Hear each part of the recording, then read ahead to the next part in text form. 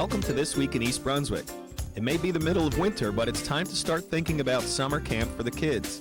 Today we'll have information on the East Brunswick Recreation Department's summer camp registration. Diane De Oliveira speaks with Lisa Grandy about volunteering for the East Brunswick Rescue Squad. We'll also take a look at an art exhibit at the Municipal Building. We'll have a review of Monday's Township Council meeting and more, so stay with us. Now let's head over to the East Brunswick Municipal Building, where a Latino art exhibit featuring the works of 14 New Jersey Hispanic artists is on display during the month of January. We're having an exhibition of Latino art from northern New Jersey, and it relates to a concept which we call the Neo-Latino movement. And it's our hope that there would be a renaissance in art in northern New Jersey, and these 14 Latinos that are involved in this exhibition are trying to see if they can bring that about. Perhaps I could focus on this work over my shoulder that's just behind me. This is a work by Jason Rivera, who's a young Puerto Rican American who was actually born in Jersey City. And he is one of the finest artists that we've had at Jersey City University, at New Jersey City University. He's won major awards, and he's done wonderful stuff in terms of his career and his advancement of his art. And he's had 20 exhibitions in the last 2 years all over Manhattan. And even now he's working in a gallery in Manhattan, just Jason. And he's very, very talented, very, very gifted artist. How long have you been painting? I've been painting since I was a small child. Since the young, maybe when I was 7, I started painting. So I painted all my life, and I've studied art all my life. I've devoted my whole life to art. What made this possible today?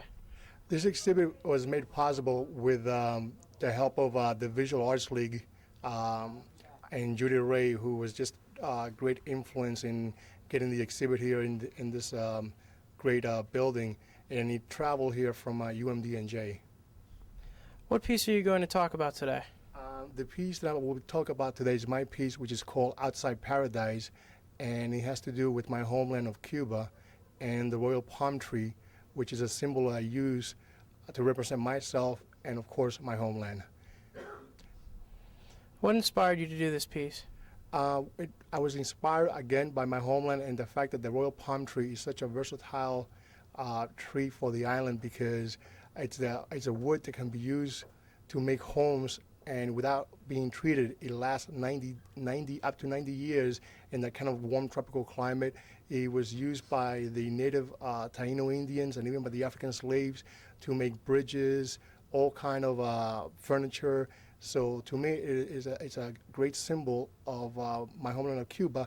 Plus, it is the symbol of freedom for the island also. What are you showing today? Well, right now, what I'd like to discuss is basically a series that I started back in 1999 under the umbrella name of Silent Screams.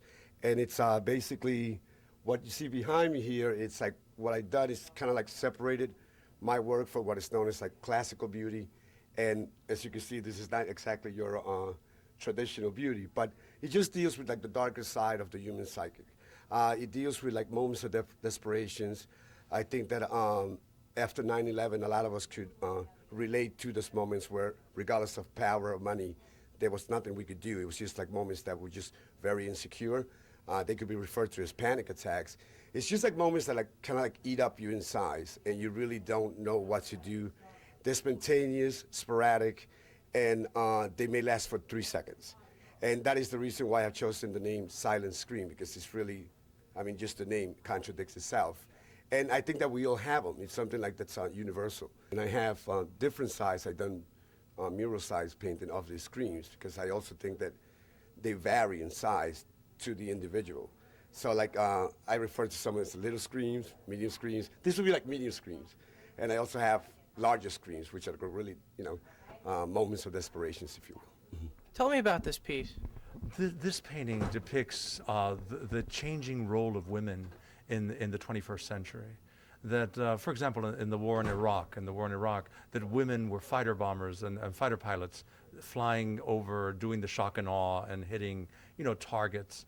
And then you contrast that with some of the medieval approaches to how women are viewed in certain parts of the world, compared to the American woman and the freedom and the liberation that she has. So here we have two women after a day of shock and awe, and they're kind of sitting, conversing with each other.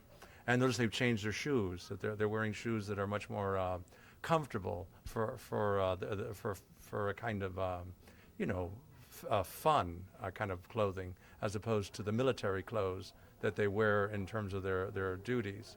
And so in the background, you see the bombing. You see a kind of bombing. And in the foreground, you have this room with the light from the bombing coming through.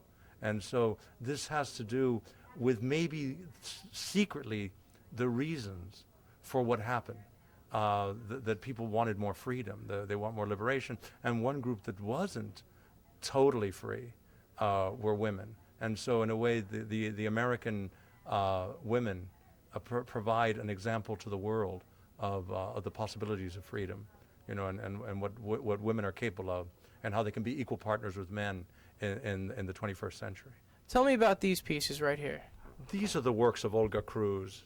And Olga has served in many ways as the leader of our group. Like, she helps organize exhibitions at the Newark Museum, at NJPAC, at the New Jersey Historical Society. And she is the organizational force that brings us all together. And these pieces have to do with human suffering and with expressionistic feelings and emotions, which she tries to capture in these wonderful linoleum cuts that she has done. Miriam, please tell us about these beautiful masks you brought with you today. Thank you. These are Vejigante masks. I have two that are for children and one adult size. The two to my left are made out of paper mache. The one to my right is mixed media. It's a combination of plaster, foam, wire, a little bit of everything, and newspaper. How long did it take you to make these masks? The children's masks normally take me about 3 hours, and the larger ones actually take it's a whole process of building it, and the drying period, and then painting it. So it's actually like maybe about a week. What inspired you to get into mask making? Actually, this is part of our culture, a part of our culture that's dying, and it's fading away because it takes a lot of patience and belief in what you're doing, actually. I started mask making about 10 years ago. And as the years have gone on, it's meant more to me because of our history. How can other artists get involved in things like this? Well, they could write me at New Jersey City University at 100 Culver is the address, 100 Culver Avenue, New Jersey City University, Jersey City, New Jersey, to Dr. Jose Rodero, coordinator of art history. And then if they have some ideas and concepts that they want to show me or help this movement, or possible exhibition spaces or galleries that may want to show some of the art by these Latin artists, I would be willing to help them.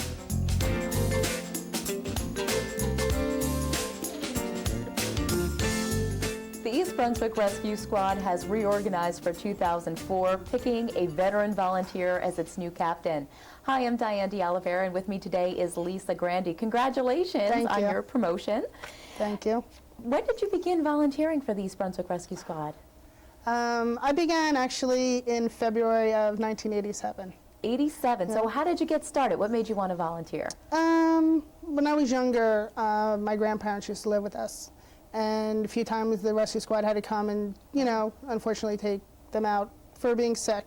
And it was just always interesting to me. So, and I always said that when I was old enough, that I was always, I'd always join the squad. And that's what I did. And as soon as I could start taking classes, and February of 87 is all when it began for me. So how many hours do you actually put in, being that you are a volunteer? It still takes up a good chunk of your life. Usually I personally, as a regular member, put in approximately anywhere from 40 to 50 hours a month. That's great. Most of our members, basically our regular members, do about the same thing. And then we have an associate program that requires our members to do approximately 18 hours a month. But normally they do more. And you also have a volunteer husband, Yes, I do. and he's a firefighter. Yes, that's correct. So the two of you, that's awesome what you're doing. Yes. So basically, how many calls or how many hours overall do you put in for the year, the entire squad? It's over 20,000 hours, 20,535 hours? It's a lot of hours. And how many 911 calls do volunteers respond to, or did you last year anyway? We responded to approximately, I would say, 3,000. 3,000, and you have a success story to share with us. There were 3 CPR saves last year. That's correct. Something the squad can be very proud of, They and are. you personally were involved in one of them. Tell us about that. We were called an early morning on July 5th, actually, and it was for a possible cardiac arrest. And myself and one of our members had responded, and the police department was there. And we went inside, which the victim was on the floor, and the police had just hooked up the AED to the victim, and they were assisting him with his the ventilations. And they actually shocked him once while we were there and brought him back. Myself and my other 2 partners continued, the care for the patient and transported him to the hospital, and he made a recovery, which was great. That's great. And how's Yes. he doing today? Do you still keep in touch? We try to, but from what I gather recently, he's doing pretty well. So Well, that's great to hear. So what do you personally get out of volunteering? the excitement of doing it. It's a pleasure helping people. I enjoy doing it. I do it in my professional life also, so it's like a 24/7 program for me that I do. It's just, I love to help people. Now, you're also on the banquet committee. The squad Yes. has its annual banquet coming up at the end of the month. That's correct. So what's that going to be like this year? What do you have planned? Well, it's our banquet / installation of officers dinner. So all our line and administrative officers, newly elected, get sworn in. We have a lot of fun, dancing and giving out awards. We give out service awards, and we all have a really good time.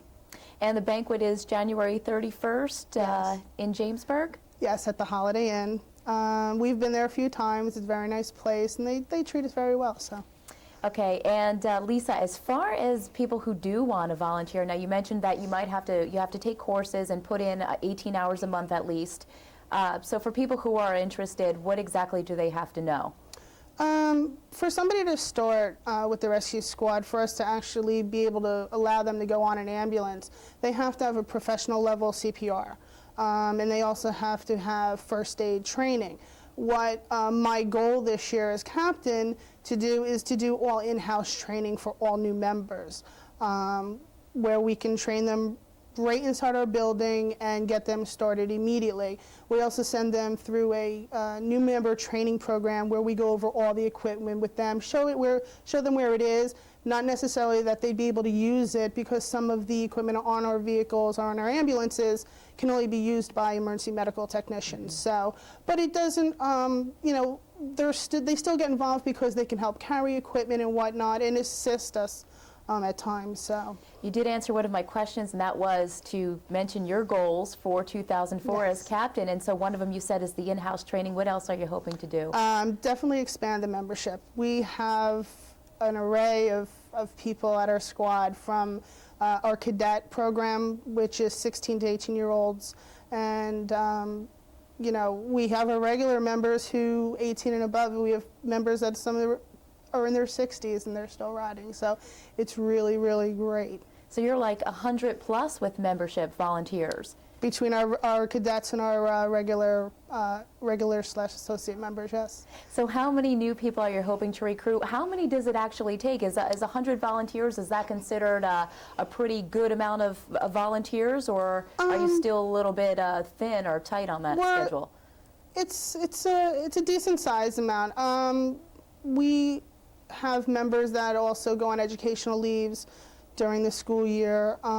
So I'd like to expand it to at least 125 to help us out. For us to get the ambulance to go out on a call, we have to have a driver and an EMT in that ambulance. We prefer to have a crew of 3 because it helps with lifting and whatnot. So we do I would like to extend at least 25 more members and get them certified initially with CPR and first aid, and then eventually with becoming an emergency medical technician. And for people who want more information about the East Brunswick Rescue Squad, is there a phone number or website that they can go to? We do have a website, www.ebrs.org, and they can find information on that. Okay, thank you so much, Lisa, for being with me today, and good luck in your new role as captain. Thank you. And good luck in the future with any calls that you have. Hopefully there'll be more saves for 2004. Hope so. For Making a Difference, I'm Diane De Oliveira.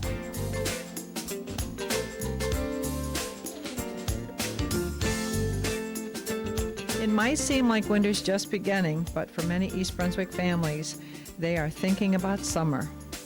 Summer day camp, that is. For over 30 years, the East Brunswick Division of Recreation has offered 6- and 7-week summer day camp programs for children pre-K through 10th grade. These camps are located in our various public schools, supervised by licensed teachers, young adults, and students. Half-day and full-day age-specific programs are planned at these different sites. All costs for camp activities are included in the registration fee, with the exception of some optional day trips. Families are responsible for transportation to and from camp, as well as snacks and/or lunches. Registration packets are available for pickup at the library or the recreation office on Dunham's Corner Road during the regular working hours. Registration begins on February 9th, with applications that have been received through the mail only. Applications must be postmarked no earlier than February 9th and will be processed on a first-come, first-served basis. Spaces are limited. Payment plans are available. After reading registration materials, if you still have questions, please call the Recreation Office for clarification. Office hours are 9 a.m. to 5 p.m. Hi everybody, I'm Jill Richards with This Week in East Brunswick. Ooh, today's the last segment of our series, Go into the Chapel with Judith and Jim. So where do you suppose we're going? To the chapel with Judith and Jim. And if you're wondering why I'm sitting in a party dress in the studio, it is because I had a little confrontation with my vehicle out in the parking lot. But never fear, the crew of EBTV has already gone up in the EBTV van up to the chapel to see Judith and Jim. We're going to check in on them and even have a little chat. Today's the day. We'll say I do, and we'll never be lonely anymore. 'Cause we're going to the chapel and we're gonna get married. Going to the chapel and we're gonna get... James, wilt thou have this woman to be thy wedded wife, to live together in the holy estate of matrimony? Wilt thou love her, comfort her, honor and keep her in sickness and in health, and forsaking all other keep thee only unto her, so long as ye both shall live? I will.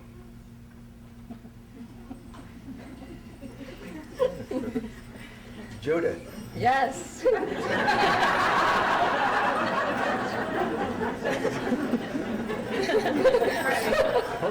Ready. I think I'm ready. Wilt thou love him, comfort him, honor and keep him in sickness and in health, and forsaking all other keep thee only unto him, so long as ye both shall live? I will. You may now kiss.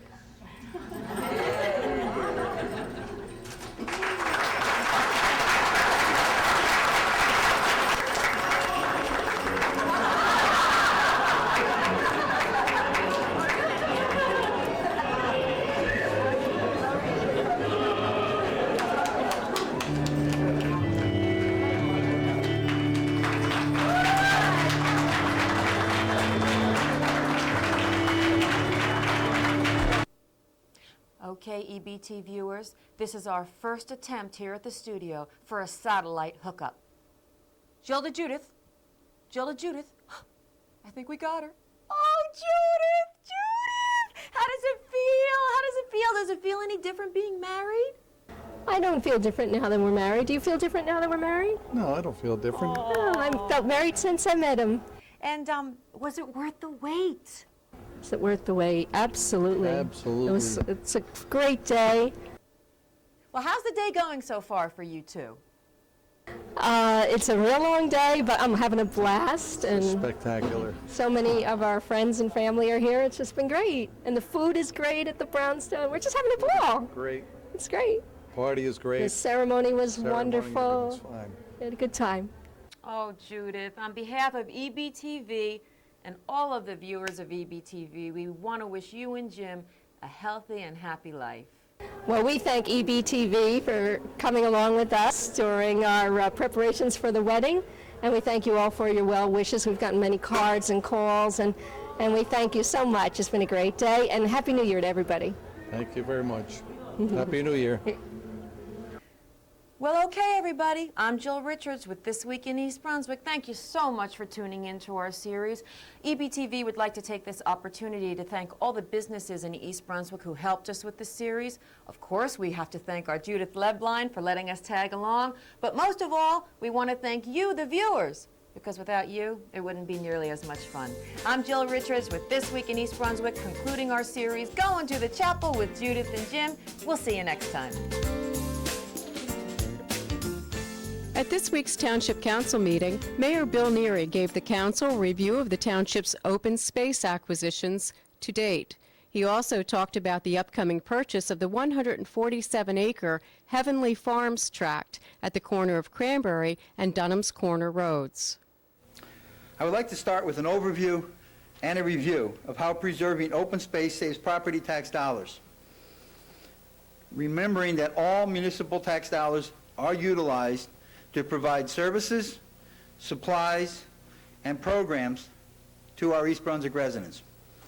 A new home in East Brunswick can cost taxpayers more to provide services than the homeowner pays in taxes, with the balance offset by other taxes and fees and with federal and state aid.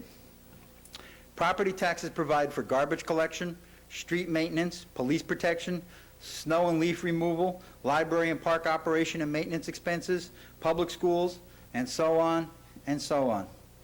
Substantial new home construction can generally have a negative impact on the municipal tax rate, in that it may require increased manpower to perform services. It may cost tax dollars for new or expanded infrastructure and new schools, and etc. Therefore, a reduction in new home construction will save property taxes long into the future. The investments and policies made today to curb residential construction pay for themselves many times over as time goes by. The quality of life aspect is even more obvious to all of us who live in East Brunswick. Less homes mean less traffic, less school overcrowding, better scenery, a cleaner environment, and more recreational opportunities. Open space and farmland preservation has a positive impact on our community in every single way. In 1997, the voters approved of a 2-cent tax for the establishment of an open space and farmland preservation fund and approved the bonding of $5 million. As a result of these efforts, we have been able to leverage these funds into land acquisitions of over $18 million worth of property and over $30 million when we acquire Heavenly Farms. The township will help, with the help of our state with the Green Acres program, and with the vision of the Middlesex County Open Space Fund, we have preserved approximately 119 acres of open space and farmland. The township's initial investment of $5 million has secured over $18 million in the preservation of open space. Once we include Heavenly Farms, we will have preserved 266 acres, totally more than $30 million in acquisition costs. In concluding tonight, open space and farmland preservation efforts have changed the future of our community. Our residents are not always cognizant of the effects of non-development. We all have a tendency to see development and not to see and to miss non-development. But be assured that had these parcels been bulldozed, if this land was filled with buildings, and if more houses were added to our tax rolls, our financial outlook would be even more perilous, and our quality of lives would have been compromised in the future. Thank you for the opportunity, Council President. Churchill Junior High School recently completed work on a new cafetorium. This facility doubles as a cafeteria and an auditorium. The Churchill Concert Band, conducted by Mark Perez, had its premiere performance in the cafetorium last Thursday. Now, here's the band's rendition of Bach's Arioso.